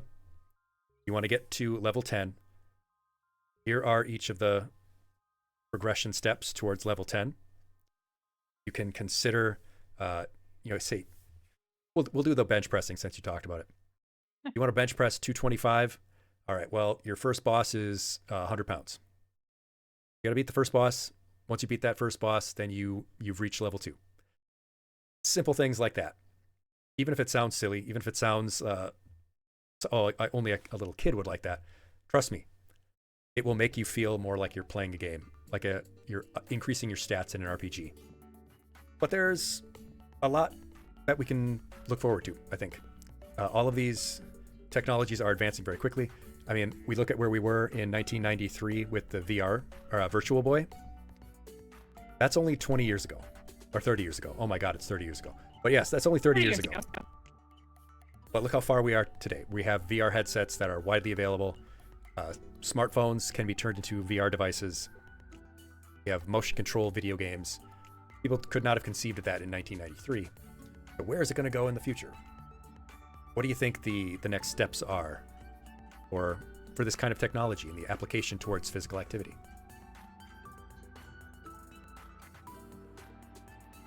Some of the big things that I see people talking about in the tech world, which I don't know a whole lot about, I'm not a tech person, I live in a hole in the ground, is that it's going to be easier to develop games for virtual reality. It's going to be easier to develop for motion-controlled games. In the past, it was very hard to do so because nobody really had any experience doing that. All games were on a controller that had 2 to 4 buttons. It's more common, so it's going to be easier for people to develop more games, and they'll be better able to make those games purpose-built for physical activity. Yeah, it is easier with the modern game engines. Unreal makes it pretty simple to develop for VR. Like I said, it's pretty much just a change in, like, you push the button and it exports to VR, like I said. But mostly the challenge is how do we design for VR? And that's still like a lot of things that have been better over the past couple years and over the past decade even. Don't listen to Meta. They're very behind, actually, which is strange considering how much money they've thrown at it. But honestly, the enthusiast and hobbyist community and indie developers are making the biggest pushes. And there's also some really interesting VR games. Of course, Valve is cutting edge as well with what they're doing, although I have not played Alex, but I hear excellent things. Absolutely. Meta And there's VR Among Us. Among Us. There is VR Among Us. We should do that too. Yeah, it's going to be a lot easier to do those purpose-built things. And I think it's good to touch on the hobbyist community. VR chat has been pushing the envelope for a long time. It's better than the MetaQuest stuff. Edge, and sure. Zuckerberg threw $1 billion at MetaQuest. And it sucks. As far as... I don't know that much about tech, but it seems to suck. It's very behind what can be done. I mean, Valve gave them kind of some shade over it because they were doing very well. Yep, Steam wins again. It's the old win by doing nothing. Let your enemies defeat themselves. Well, you've got business applications and augmented reality. Augmented reality is something I've always been interested in too, because one of the downsides of like a full virtual reality is you can't see where you're walking. Yep. But Yeah. even an app can be augmented reality. Like, Zombies Run is technically augmented reality because it overlays a fantasy onto the world you're already in. That's going to just get more and more popular, I think, as the public gets more accepting of augmented reality applications. It was Imagine really that seen with as... imagine like a Zombies Run type game where you're in a fantasy universe, but you're like running away from stuff, but you can actually see them, like the ghosts are chasing you or something. Yeah. But if you're still in the real world, I mean, that'd be really cool. I think augmented reality in particular was kind of seen as creepy by the population early on. It was seen as sort of a really weird application, kind of dystopian. Yeah. Well, there's downsides to the technology, like, not to interrupt, but like, there's a couple different ways to do it, and like the way that, for example, Google is doing it, where they're scanning other people, and yeah, that people were bothered by that. They don't like having their picture taken without their consent. Yeah. It felt. That's what I was trying to think of. They Live, the movie They Live, where the guy puts on the glasses and takes up. That's what I was thinking of. Yeah, people thought that was a little bit weird at first, but I think that the public is getting more accepting of the idea, and the games will get better because the game developers will have a lot more to go on. There hasn't been as much history to build on with these games. Now there is some. Now we have data on people don't really like this, people really like this. It's going to get better and better. Haptic suits as well is something people are looking at, giving that physical feedback. And people are talking about VR esports. So you would actually, it'd be kind of like real sports, you know? You're doing video games, but you're doing it with your actual body. You're actually moving around and doing stuff like you would be doing in a real sport. I wonder if we'll ever see VR esports. That does seem pretty funny, pretty crazy. Yeah, it would be like Street Fighter. You know, you're actually doing the moves in a fighting each other. Your fighting games. It would be like paintball or laser tag. Yeah. Only VR. That would be cool. Yeah. Laser tag is the original. original. Laser tag. Yeah, that's laser the tag. Original It's like the old school. That's the original Exergame, I think. But education is also a big potential future application. I don't know how I feel about that yet, but there are some really good possible use cases for engaging students in education through video games and VR, making them feel like they're in a real class, maybe if they can't get to a real class. Maybe their school doesn't have certain classes. Maybe they don't have a gym to do physical education in, or they have to virtual classes for some reason. Students with disabilities might be able to get more individual attention. They can have their sort of physical activity education at a separate time where the teacher and teacher's aides can work with them directly. So some very interesting possible future directions for this technology, but we'll see where it goes. Or we'll see if we exist 5 years from now. Well, fingers crossed. The technology will keep improving and we'll all keep healthy. Yes. I tell you what, this has been good motivation for me to get my exercise routine in order. Yeah, I need to bust out my headset and do more of that. I would like to get back into VR chat and see some of the personal trainers that are actually doing personal training classes in VR chat. I love that. That's the good future. Virtual reality personal trainers. Yeah. Hopefully we end up with this technology not going into a Cyberpunk 2077 direction, but, you know, maybe we'll end up in the Matrix. I've been playing Cyberpunk. Have you played Cyberpunk? I just started playing it.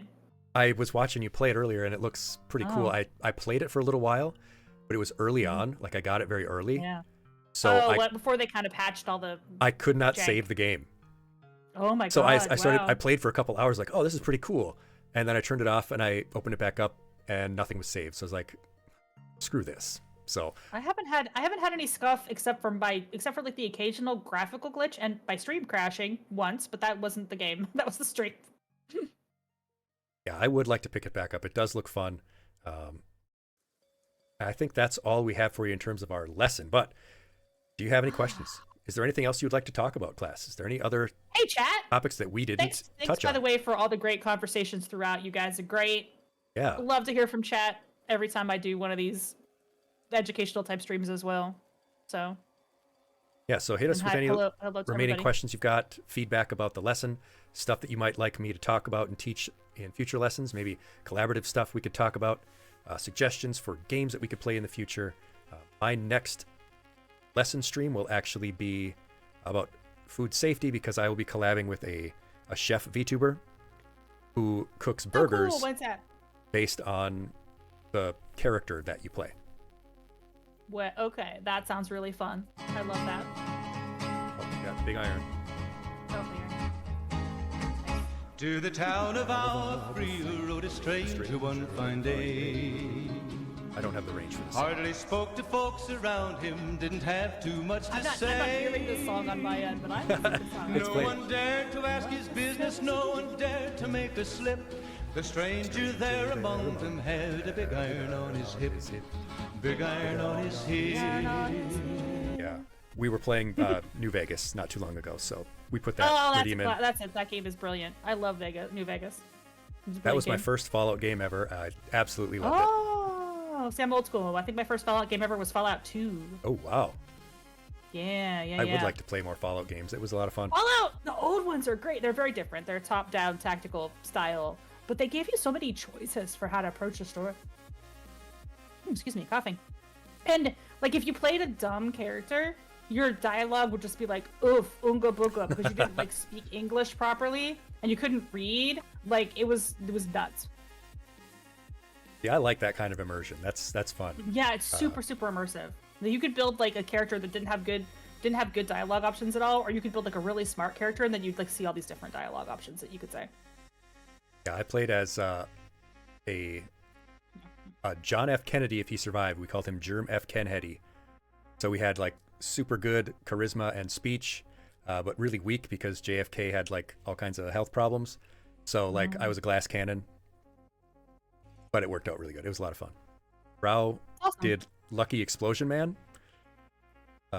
Would constantly just blow up everyone except himself. Yeah.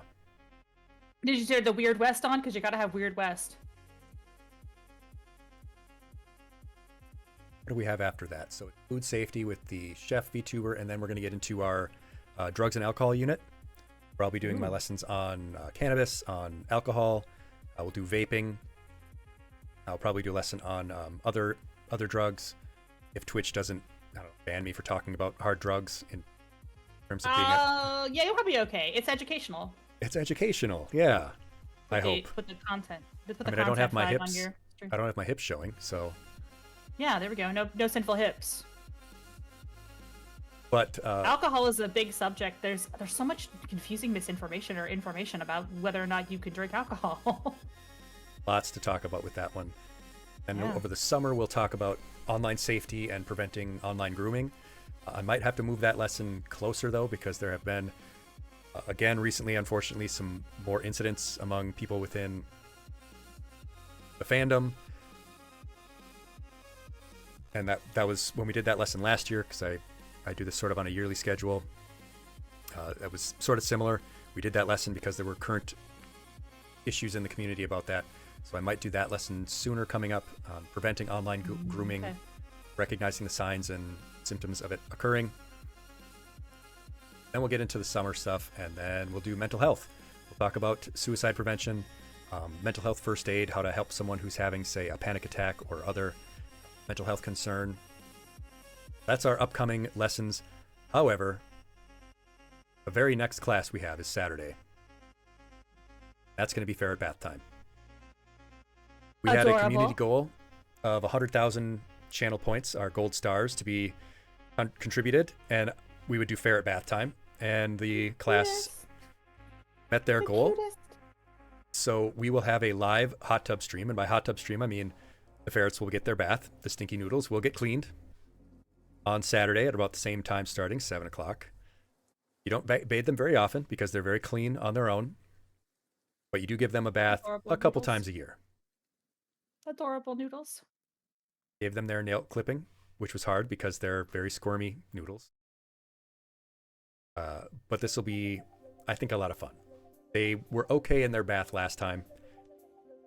That did not get streamed because I didn't think of it, but it sounds like the class wants to see them bathe, so we'll give them a bath. Everybody wants to see cute animals doing cute things. Yeah. I love the idea of putting it on the hot tubs category too. That's genius. Yeah, that'll be great. I will say that my streams, I often do educational content as well.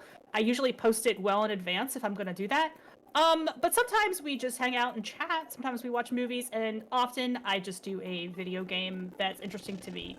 Yes. But I do bring my own weird, insane person perspective to those games. Having been a professor and having done game development and all that stuff, so I did do like 2 educational streams this week, which is really fun. But I'm so glad I got to be a guest on the stream, and I'm looking forward to seeing your other stuff. Yes, and I'm looking forward to seeing yours as well because, you know what? I've been checking out your streams lately. Love your educational stuff. Love your game content. Everyone should go follow Countess Lita as well. I think the mix that people have here, the really good educational streamers I've seen, they have that great mix of community building, game content, being really open and honest and real, authentic. It doesn't feel like people are just playing characters, you know? People feel like they're getting to know you as a person. And you as a person, everyone out there, you are enough. You are Kenuff, as the movie says. You don't need to play a character. I gotta figure out what my next topic would be too for an educational stream. So if anybody out there from this community wants like any topic from a game design teacher, like let me know what's interesting to you. My last stream was about text adventures because they're very easy to develop and fun to make. And I want to do another text adventure stream not too long from now. But we're just gonna play like a longer one and play it together. So I think sometimes too you can just pick games like, you know, Red Dead Redemption, and there's so much great history to talk about there. It doesn't need to be a set topic either. Just play a game that's set in a historical period and talk about history, or you know, art. A lot of games have great art in them. Or mental and emotional health. I played Grease, and I talk about it all the time. If anyone out there has not played it, it's one of the most beautiful, moving experiences I've ever seen in my life. That's a good one. Yeah. And you can talk about health and mental well-being, you know? Be real with people. If you're out there, you want to be a VTuber, you want to separate yourself from the crowd of, you know, people just following the big streamers and emulating them, aping their content. Just be yourself, authentic self. Be real. And that should get you through, honestly. That's what people are looking for, is authenticity. They want to talk to a real person, which is why AI just isn't going to replace real people. Soul Tide, sorry. Oh, that's when you first came in. Will be my next educational stream, honestly, because we're going to do an AI game on Saturday, and I'd love to talk about ethical AI. Yeah, I taught a whole class on ethics in computing. And there's, I think, a good opportunity to help people understand the difference between what we constantly call AI and what is just large language models. Right. Like, there's such a difference between, you know, the technology that is helping researchers find cures for cancer and, you know, a chatbot that's, you know, everybody tars AI with the same brush now because LLMs have poisoned the whales so much, which is a shame because there's actually some really good applications of AI. AI was my primary study things for a long time, and now I feel like people don't know what's good and what's bad anymore because they think, oh, it's bad. Yep. Either they're the AI tech bros who want to replace artists with AI because it's profitable, or they're people who, you know, have an understandable, you know, fear or distaste for AI, but are maybe not understanding the good applications that it's capable of doing. All right. Well, I don't want to drag this on for too long because you've all been such a very attentive class. We're gonna do another. We're gonna do another game. We're gonna do another break, right? And then we're gonna game. Yep. We are going to take a little break, and then we're going to jump into Lethal Company. And see if we can get some good loot. So let me poke my crew. I think they are in the chat. So yeah, if you're using it to model protein folding and stuff, you get gold stars. If you're using it to make shit ass live action trailer for Princess Mononoke, jump into a pool of cement. Yes, do not taint Studio Ghibli movies, we will have a problem. But it's live action and it's stills and it's I hate those. Those videos are dumb. And they also get like Still Will millions Smith of views. eating spaghetti. So low Anyway, effort. And... yeah, we're gonna take Anyway. our break, our movement break. Get up, move around, get a drink of water, grab a snack, use the restroom, and if you use the restroom, please wash your hands because 1 in 3 people don't wash their hands after using the restroom, and that's disgusting. And it leads to about 1 million deaths from easily preventable communicable diseases, according to the World Health Organization. But we will be right back after these messages from your local TV sponsors. All right, see you later. Thank you so much for watching this lesson. I hope you learned something useful and that you can apply it to improve your quality of life. If you liked what you saw, make sure to follow the channel and follow us on Twitch so you can join our lessons and games live. On the screen, you'll see links to our channel and our playlist of other lessons. Thank you again for watching and for supporting independent streaming and educational content. I hope to see you next time. Class dismissed.